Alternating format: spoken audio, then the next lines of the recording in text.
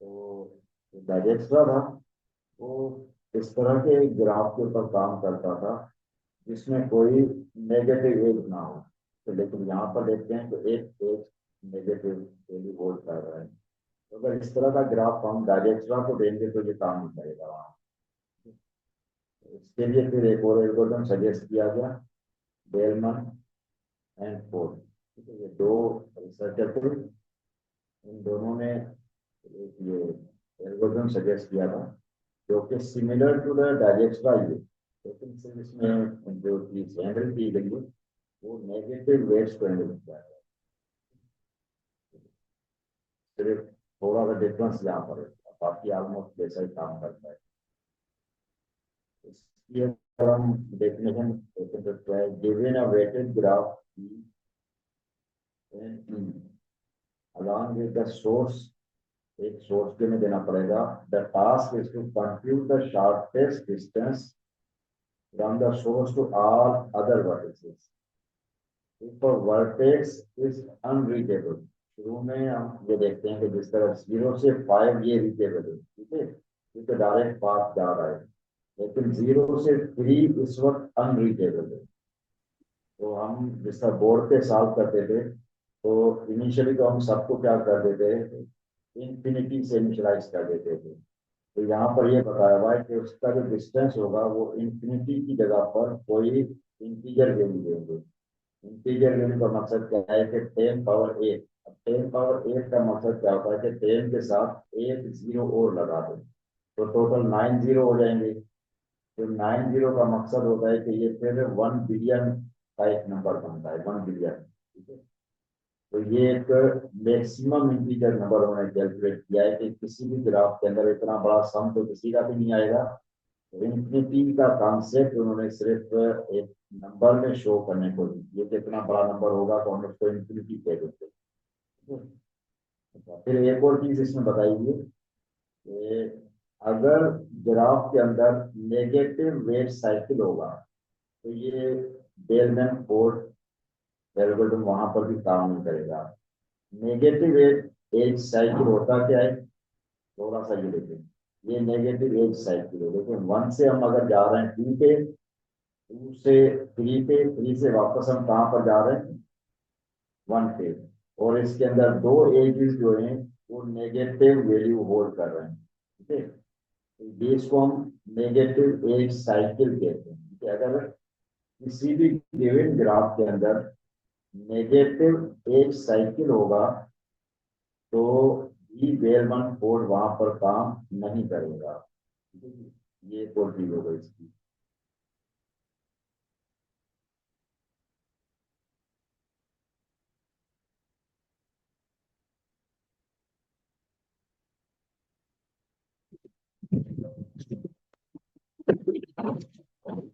अच्छा, अभी आवाज ठीक आ रही है मेरी? रहमाना, हाँ मैसेज किया हुआ था कि आवाज कम आ रही है, अभी आप बताएं। सर आपकी आवाज स्लो आ रही है बहुत, और जैसे बहुत ज्यादा गूंज रही होती है आवाज, इस तरह आ रही है आपकी आवाज। ठीक है, एक्चुअली मैंने एयरपोर्ट अपने कनेक्ट में, लेकिन वो शायद डिस्कनेक्ट। फिर आपकी आवाज इको कर थोड़ा रही सा है वेट मुझे। करें, मैं देख भी देता हूँ।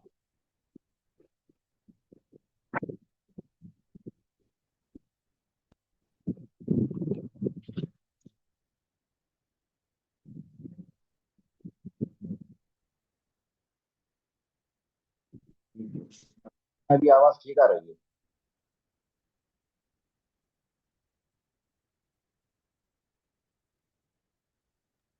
तो दोबारा बोलिए। जी, मैं ये कह रहा हूँ कि मेरी आवाज अभी आ रही है आपको? कम आ रही है सर। कम आ रही है, चलें इसको थोड़ा सा एडजस्ट करते हैं। जी अभी बताएं, अभी ठीक है?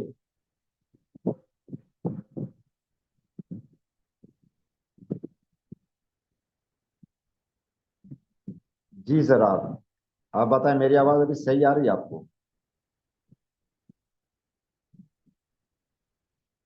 ठीक है, चलें जी हम सर, कंटिन्यू बेहतर करते है, हैं। ठीक है।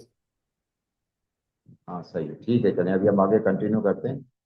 तो बेलमैन फोर्ड, अब जिस तरह हमने बात की थी कि जिस तरह प्रिम्स काम करता है, प्रिम्स अब क्या कहता है कि आपके पास, अच्छा प्रिम से पहले हम ये बात कर लेते हैं कि एजेस जो होते हैं, जिस तरह मैंने बात की थी कि एक डिक्शनरी फॉर्मेट में हम की पेयर वैल्यू से शो कर रहे थे, तो उसका एक तरीके का और भी हो सकता है कि अगर आप 2D एरे बना लें, तो जो पहले वाले दो इंडेक्स हैं, 0 इंडेक्स और 1 इंडेक्स, ये आपके क्या हो जाएंगे, ये आपके वर्टेक्स के नंबर हो जाएंगे, और जो तीसरी वैल्यू होगी इसकी, ये इनके दरमियान का वेट भी हो सकता है। तो इस तरीके से भी रिप्रेजेंट किया जा सकता है। डिफरेंट तरीके होते हैं, क्योंकि हम बोर्ड पे जब सॉल्व करते हैं, तो बोर्ड पे सॉल्व करना एक जस्ट कॉन्सेप्ट बताना होता है, ठीक है। लेकिन जब उसके लिए आप कोई प्रोग्राम लिखते हैं और किसी लैंग्वेज के अंदर इम्प्लीमेंट करते हैं, तो वो फिर तरीके का जरा फिर प्रैक्टिकल हो जाता है, ठीक है। तो इस तरीके से उन्होंने क्या शो किया हुआ है कि हर एक वर्टेक्स के दरमियान जो एज का वेट है वो मेंशन किया हुआ है सिर्फ। ये सिर्फ प्रॉब्लम फार्मूलेशन हो रही है, ठीक है।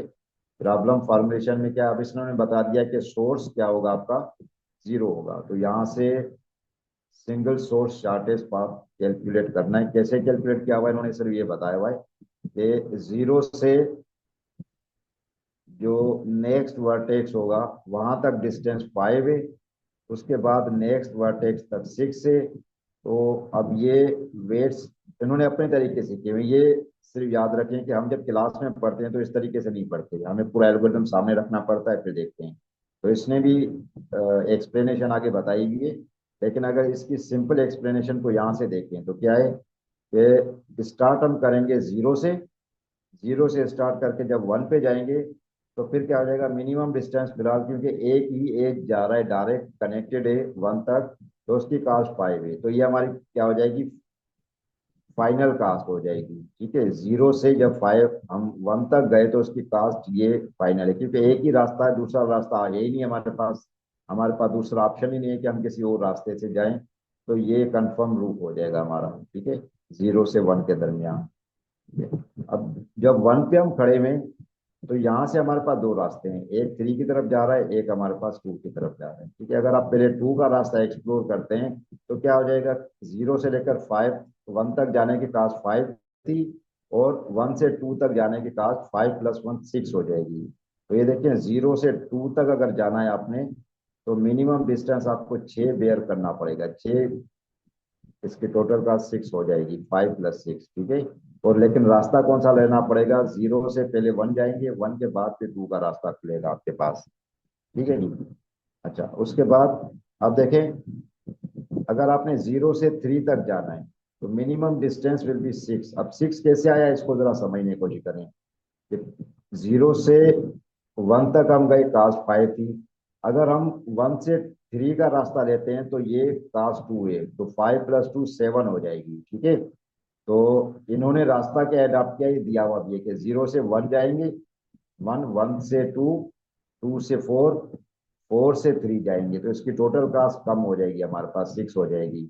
इसका तरीकेकार क्या है, देखें, 0 से 1 तक 5 है कास्ट, 1 से 2 तक 1 है, 5 1 6 हो जाएगी। फिर 2 से 4 तक जाएंगे तो 6 + 7 हो जाएगी। और 4 से 3 जाएंगे तो ये -1 है, तो 7 - 1 6 हो जाएगी। अगर हम ये सीधा रास्ता लेते हैं 0 1 और 3 का, तो इसकी कास्ट 7 आ रही है।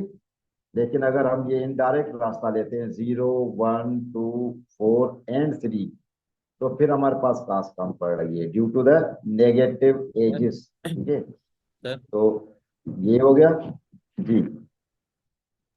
सर इस डायरेक्टेड ग्राफ ग्राफ में हमें बैक ट्रैकिंग भी करनी होती है क्या? फॉर एग्जांपल हम इस रास्ते से गए लेकिन आगे हमें पता हाँ चलता हाँ, है कि अभी ये आ रहे डायरेक्ट कर रहे हैं। आ रहे ठीक आ रहे उस पे भी आ रहे उस पे आ रहे हैं, थोड़ा सा सब्र कर लें। ये जस्ट एक वर्किंग दिखाई दी उन्होंने, ठीक है। तो ये किस तरीके से कैलकुलेट हुआ, वो थोड़ा सा नेक्स्ट हम स्टेज में पढ़ते हैं। तो पहली बात तो ये समझ में आए कि ये डिस्टेंसेस कैलकुलेट होके अपडेट हो रहे हैं। तो जिस तरह ये हमारे पास 0 से 4 तक अगर जाना है, तो 0 से 4 तक जाने का रास्ता जो है, वो हमारे पास क्या है, 0 से 1 जाएंगे, 1 से 2 जाएंगे, और 2 से 4 जाएंगे, और कोई रास्ता जाने का नहीं। तो ये तो हमारे पास ऑप्शन ही नहीं है इसमें। तो इसकी कास्ट 5 + 1 + 1 7 कास्ट आ रही है, तो इसमें भी 7 कास्ट इसकी दी हुई है, ठीक है। लेकिन ये निकले कैसे, कैसे कैलकुलेट होगा, क्योंकि हमने जिसका बेलमैन फोर्ड को पढ़ा था उसका तरीके का थोड़ा सा अलग था कि उसको हम कोई प्रोसेस फॉलो करते हैं। वो प्रोसेस क्या हो सकते हैं हमारे पास, जैसा ये हमारे पास है। तो शुरू में हम क्या करते हैं, अगर हमारे पास सोर्स है तो सोर्स का डिस्टेंस हम जीरो कर देते हैं और बाकी सबका डिस्टेंस इन्फिनिटी रखते हैं। देखिए यहाँ पर इन्फिनिटी की जगह पर 10 पावर 8 शो किया हुआ है। तो 10 पावर 8 या 1 बिलियन नंबर, तो ये भी हमारा एक लिहाज से इन्फिनिटी हो जाती है कि किसी भी एज की कास्ट इतनी बड़ी नहीं हो सकती कि वो 1 बिलियन हो। तो ये इन्फिनिटी के इक्विवेलेंट ही हम इसको कंसिडर करते हैं। तो पहले इन्फिनिटी सबका लगा दिया उन्होंने। फिर ये जिस तरह हमारे पास था कि प्रिम्स की तरह हम एक लिस्ट बना देते हैं कि जो भी एजेस है उनकी, एक तो ये लिस्ट के अंदर इंडेक्सिंग की हुई है, 0 1 2 3 4। जीरो इसको रिप्रेजेंट कर रहा है, वन इंडेक्स इसको रिप्रेजेंट कर रहा है, टू इसको कर रहा है, थ्री इसको कर रहा है, और फोर इसको कर रहा है। और इनकी करंट जो कास्ट है या इंफिनिटी है वो कितनी, वो भी यहाँ शो की हुई है। ठीक है, तो ये आपको नजर भी आ रही होगी, सही है। अच्छा, उसके बाद अगले स्टेप में क्या करेंगे, जब हम सबसे पहले हम देखते हैं कि इस लिस्ट के अंदर मिनिमम कौन सा होता है। तो मिनिमम को चूज करके उसको इस लिस्ट में से हम निकाल देते हैं। ठीक है, तो मिनिमम वैल्यू जीरो की है, जीरो को हमने यहाँ से स्टार्ट किया। और हमने जब एल्गोरिथम देखा था तो वो एल्गोरिथम क्या था कि हम एक ऐसे लिस्ट के अंदर इसको डाल देते थे जिस लिस्ट का नाम था एस।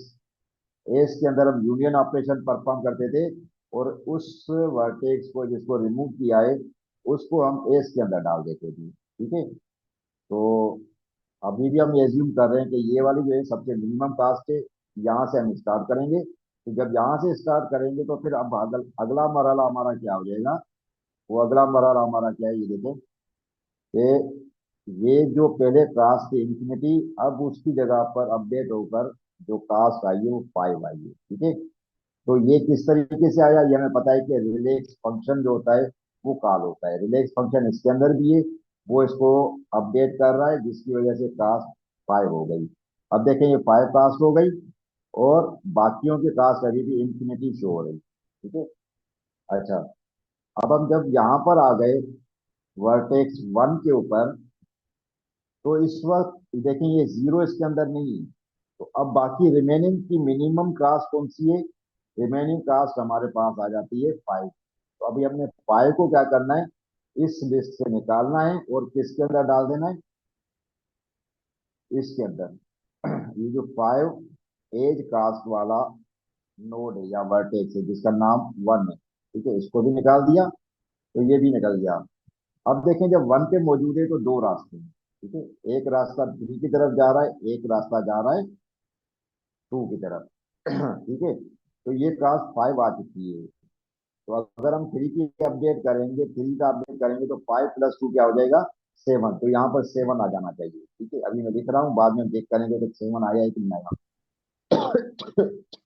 और अगर हम यहाँ से 2 की तरफ जाएं तो यहाँ तक पहुंचने की कास्ट 5 है, 5 + 1 यहाँ पर फिर 6 हो जाना चाहिए। ठीक है, इसी तरीके से ये भी अपडेट हो जानी चाहिए, क्योंकि 2 की कास्ट 6 हो जानी चाहिए और 3 की कास्ट 7 हो जानी चाहिए। ठीक है, अब देखते हैं अगली स्लाइड में ऐसे हो रहा है कि नहीं हो रहा है।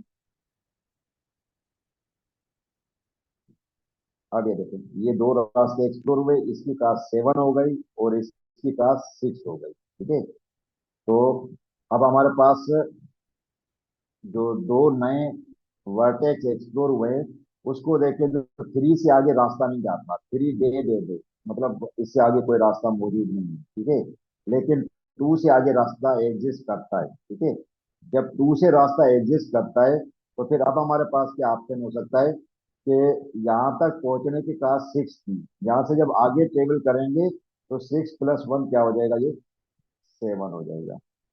ठीक है, अब हम देखते हैं अगली स्लाइड में इसकी ये जो वर्टेक्स नंबर 4 है इसकी कास्ट 7 होती है कि नहीं होती, ये अगली स्लाइड में हमें पता लगेगा। ठीक है, ये देखिए ये भी 7 हो गया। सही है, तो यहाँ तक तो जो हम सोच रहे हैं इस हिसाब से ये एल्गोरिथम अपना काम करता जा रहा है। ठीक है, अब यहाँ पर जब आखिरी वर्टेक्स ये आया है और अब यहाँ से देखते हैं क्या ये डेड एंड है या इससे आगे रास्ता जा रहा है, तो इससे देखते हैं कि ये रास्ता तो जा रहा है 3 की तरफ। ठीक है, जब यहाँ तक पहुंचने की टास्क हमारे पास क्या है 7 है, तो यहाँ से आगे 3 तक पहुंचने की टास्क क्या है 7 - 1 6 हो जाएगा। तो इसकी पुरानी वैल्यू जो थी वो 7 थी, अभी अपडेट होकर क्या हो चुका होगा 6 हो जाएगा। इसी तरीके से ये वाली भी टास्क कट के क्या हो जाएगी अपडेट होकर 6 हो जानी चाहिए। देखिए अभी ये तो मैं कैलकुलेशन कर रहा हूँ, अगले वाली स्लाइड में देखते हैं कि इसका रिजल्ट आता क्या है जी। ठीक है, तो ये देखें, ये आ गया नेक्स्ट। अभी देखें इसकी ये कास्ट अपडेट हो गई, इसकी कास्ट 6 ये अपडेट हो गई। तो इस तरीके से हम देख रहे हैं कि नेगेटिव एजेस की वजह से जो अपडेशन है वो किस तरह से अपडेट हो रही है।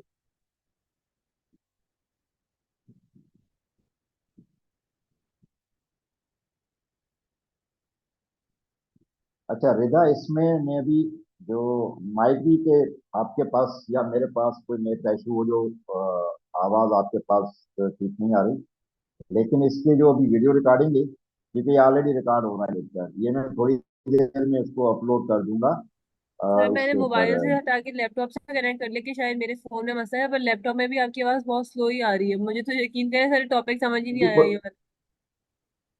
कोई ऐसी बात नहीं, मैं सिर्फ ये कह रहा हूँ कि माइक भी से अभी तो मेरी आवाज आ रही है आपके पास? सर बहुत स्लो आ रही है। आपकी आवाज मुझे सही आ रही है, ठीक है। तो बाकी जो स्टूडेंट मौजूद है मेरे पास ऑलमोस्ट 13 और स्टूडेंट है, तो वो भी थोड़ी सी अपनी फीडबैक बता देंगे कैसी आवाज आ रही है। सर अगर डायरेक्ट लैपटॉप से कनेक्ट करें तो आवाज कम आ रही है, लेकिन अगर हम एयरपोर्ट या हैंड फ्री लगाए ना तो उसमें आवाज सही आ रही है। हाँ तो जो डेफिनेटली जो वीडियो रिकॉर्ड हुई है मेरी, क्योंकि मैं उस वीडियो जो रिकॉर्ड कर रहा हूँ नेटवर्क पे तो नहीं कर रहा हूँ, मैं तो अपने डायरेक्ट लैपटॉप पे रिकॉर्ड कर रहा हूँ। तो जो मेरी उसमें आवाज होगी, जो रिकॉर्डेड वीडियो के अंदर आवाज होगी वो बिल्कुल ठीक होगी। आप दोबारा ये वीडियो अगर सुनेंगे तो ये टॉपिक दोबारा आपको चीज समझ आ जाएगी। ये कोई बड़ा इसमें वो चीज नहीं है। और सिर्फ अभी कॉन्सेप्ट हमने क्या देखा है कि नेगेटिव एजेस की वजह से ओवरऑल कास्ट के अंदर इम्पेक्ट क्या हो रहा है, वो हमने यहाँ पर देखा है। ठीक है, ये जो तरीकेकार है ऑलमोस्ट वैसा ही है जो कि हमारा डाइजेक्स्ट्रा का एल्गोरिथम था, वैसे ही ये काम कर रहा है। इसके अंदर जो मेन जो फंक्शनलिटी है वो अभी भी रिलैक्स मेथड की है इसके अंदर। ठीक है, तो रिलैक्स मेथड हमारा क्या कर रहा होता है या कैसे काम करता है वो इसके अंदर मौजूद है। ठीक है, ठीक है, ये रिलैक्सेशन, तो रिलैक्स वाला काम जो है ना वो बहुत जरूरी है, रिलैक्स है इसके अंदर। और इसका फार्मूला भी हमने देखा था कि रिलैक्सेशन में हम फार्मूला क्या कर देते हैं कि हमने जो हमारे पास यू और वी होता है और उसका वेट होता है उसको हम कंपेयर कर देते हैं। करंट डिस्टेंस जो कि इंफिनिटी होता है, अगर इंफिनिटी ज्यादा है, बड़ा है, इससे जो पेरेंट वर्टेक्स था उससे और जो डेस्टिनेशन वर्टेक्स है उनके वेट को अगर सम करें तो उससे अगर जो इंफिनिटी है या जो भी पुराना डिस्टेंस है अगर वो बड़ा है तो अपडेशन दूर चल जाता है। ठीक है, अदरवाइज फिर उसी को मेंटेन किया जाता है। तो ये रिलैक्सेशन का जो था कॉन्सेप्ट ये हम डाइजेक्स्ट्रा के अंदर देख चुके हैं, यही रिलैक्सेशन यहाँ पर है।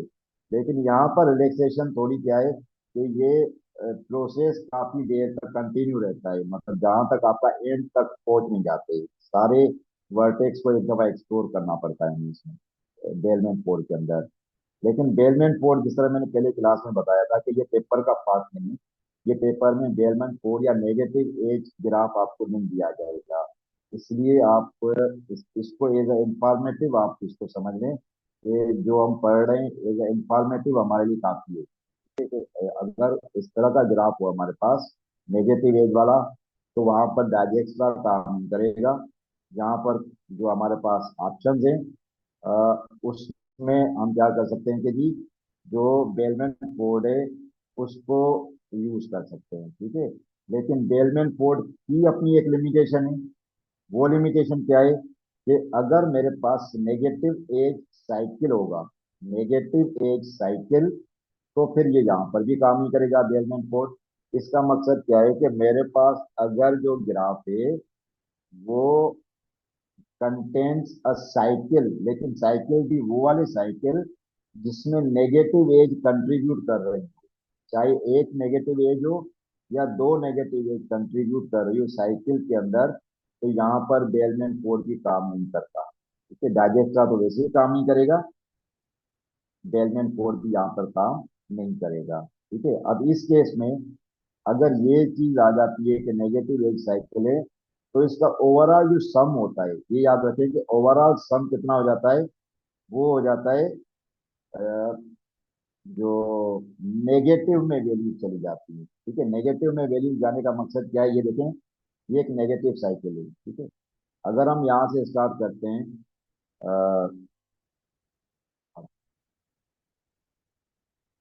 जीरो से, तो जीरो से वन तक जाने के कारण ओवरऑल कास्ट कह रहा हूँ, ओवरऑल कास्ट, तो फाइव, फाइव और ये आ जाएगा 5 - 7, तो इसका जवाब क्या हो जाएगा, -2, -2, और ये क्या है, सर अगर -8, -2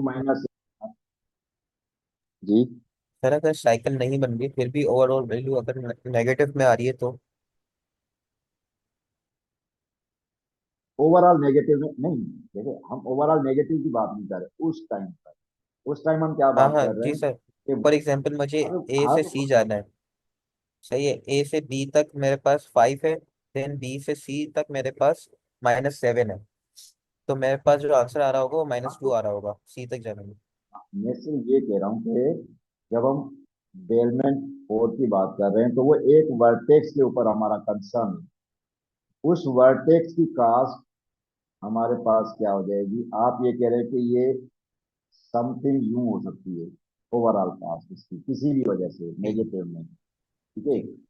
तो उससे हम आगे चलना शुरू हो जाएंगे नेगेटिव कास्ट से, तो ये तो कैलकुलेशन में पॉसिबल हो सकता है बिल्कुल, कि जी आप यहाँ से गए और यहाँ तक गए, तो इस वाले वर्टेक्स की प्राइस आपके पास जब कास्ट क्या आ रही है, -2 आ रही है, क्यों, कि यहाँ से जब 5 यहाँ तक हम पहुंचे थे, 5, ठीक है, और जब 5 से यहाँ 2 तक, 1 से 2 तक का जब हमने डिस्टेंस कवर किया, तो 5 - 7, जो करंट अपडेटेड मेरे पास क्या है, 5 - 7, और यहाँ पर अगर, ये याद रखें, अगर यहाँ पर पहले इंफिनिटी लिखा हुआ था,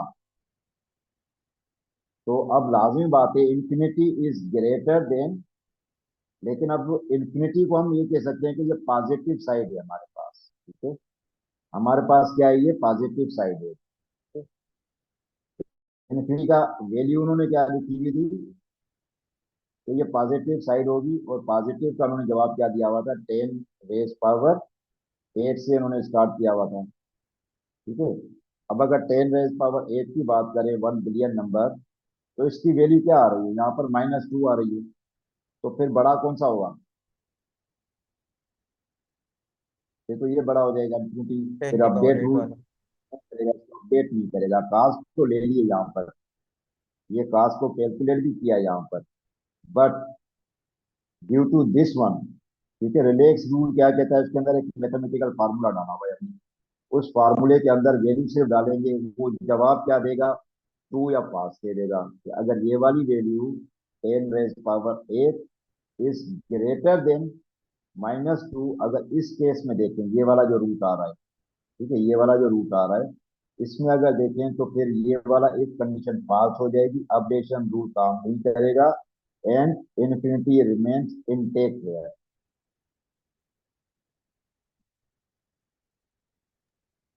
और सर जब आप साइकिल वाला बता रहे हैं उसमें क्या कॉन्सेप्ट है कि साइकिल में अगर नेगेटिव वैल्यू आ साइकिल, रही है?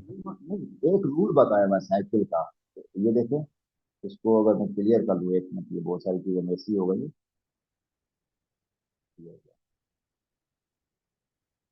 तो जी, सिर्फ ये क्या कह रहा है कि सिर्फ एक मिनट कीजिएगा भैया,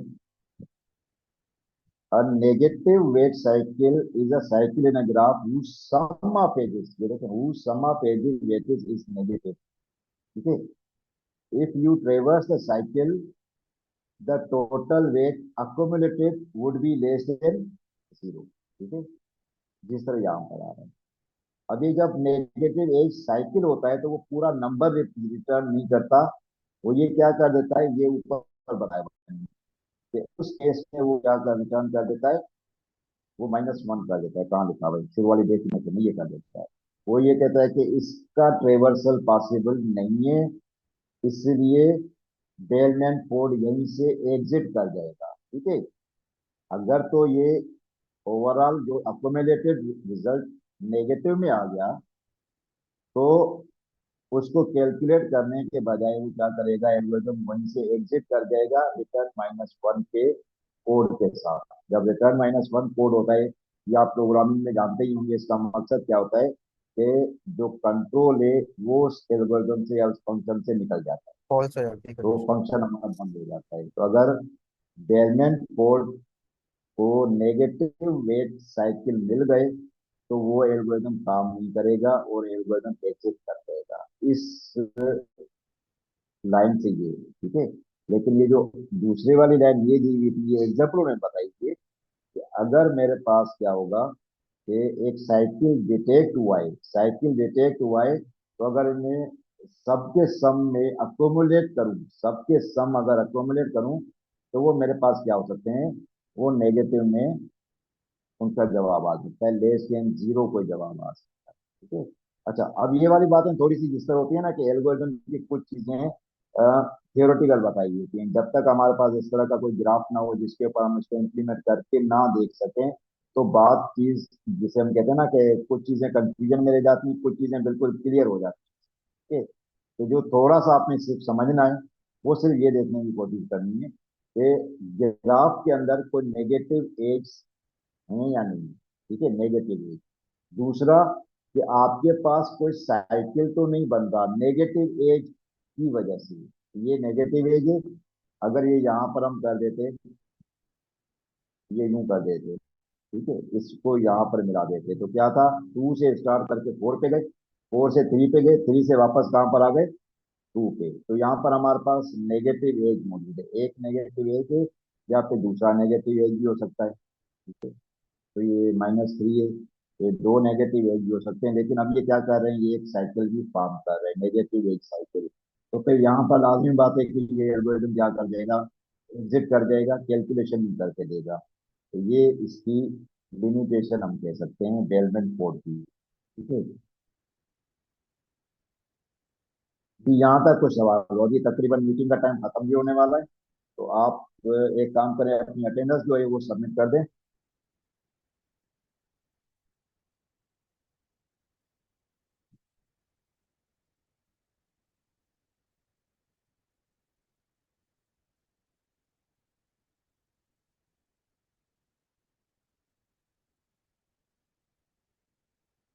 तो उसके बाद वापस ज्वाइन करना है या बस? मैं बता रहा हूँ जी, क्योंकि बहुत कम स्टूडेंट आए हैं, तकरीबन 12 स्टूडेंट आए हैं, अबाउट 35 36 की स्ट्रेंथ है। तो अभी हम देखते हैं कि इसको बस वाइंड अप कर देते हैं, तो फिर दोबारा वैसे नहीं है, तो फिर यही काम अभी रिसेंटली मैं बता रहा हूँ कि कल वाली क्लास जो थर्सडे को मेरी हुई थी, जी सबने अटेंडेंस भेज दिए, पहले तो ये बता दें। ठीक है, मैंने रिकॉर्डिंग पास की हुई है। अच्छा, तो कल वाली क्लास में जो टॉपिक कवर करने लगा था मैं, तो फिर बच्चों ने कहा कि सर वो ऑनलाइन में जो पढ़ा था वो नहीं समझ आया, दोबारा बताएं फिर अभी। ठीक है। तो फिर मेरा पहला सेशन जो था, वो फिर दोबारा उसी में निकल गया। ठीक है। तो फिर इस वजह से बचे स्टूडेंट कम हो, तो फिर ये खतरा होता है कि यार जो आज पढ़ाए, ये ना हो कि यही टॉपिक दोबारा स्टार्ट करना पड़ जाए, फिर नया टॉपिक हमारा रुक जाता है वहाँ पे। तो इस वजह से मुझे लगता है कि ये जो है ना स्टूडेंट अभी काफी कम है। ठीक है। तो अभी हम सेकंड सेशन में कंटिन्यू कर रहे हैं, तो इसी अटेंडेंस को मैं आगे रख लेता हूँ। और जो नहीं आए तो अभी भी नहीं आए, डेफिनेटली वो दूसरे सेशन में भी नहीं आएंगे, तो आपकी यही अटेंडेंस दूसरे सेशन में भी मैं फिर काउंट कर लूंगा। सबने अटेंडेंस सबमिट कर दी है या कोई रहता है भी?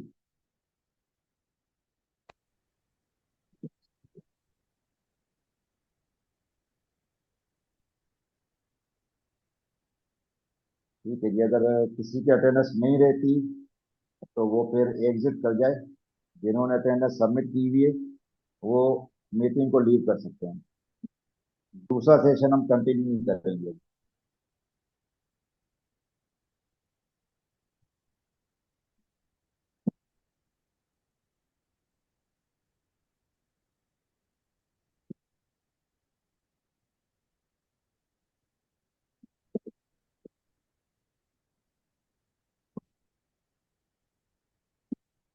हाँ जरा आपकी बात ठीक है, लेकिन उसमें दूसरा था ना, आप ये देखें कि वहां पर जब हम कैलकुलेशन परफॉर्म कर रहे थे तो वो -1 की वजह से जो अपडेशन रूल आया था वो इन्फिनिटी या वो नहीं था। इसमें आपका जो सवाल है, हम यहाँ पर आ जाते हैं, ठीक है। इस सवाल पे ये टाइम तकरीबन खत्म होने वाला 1 मिनट रहता है, लेकिन आपकी बात को, ये जब -1 की बारी आई थी तो -1 की बारी आने तक शक्ल हमारे पास क्या थी, ये यहाँ तक पहुंचने की कास्ट 7 थी, 7 नॉट इंफिनिटी हमारे पास, ठीक है। तो और इस नेगेटिव की वजह से ओवरऑल वैल्यू जीरो से नीचे नहीं हो गई, जीरो से नीचे नहीं हुई थी, सिर्फ कुछ फ्रैक्शन में डिक्रीमेंट हुआ था। फॉर एग्जाम्पल यहाँ तक पहुंचने के बाद 7 थी, 7 - 1 कितना हो जाएगा, 6 हो जाएगा, जो कि अगेन एक पॉजिटिव नंबर है, नेगेटिव या लेस देन जीरो नंबर नहीं है, ठीक है। तो अगर नेगेटिव नंबर आ जाए तो फिर अल्टीमेटली हम उसी वैल्यू को होल्ड करते हैं, फिर उसको हम अपडेट रूल की तरफ नहीं ले जाते। बात ये हम कर रहे थे।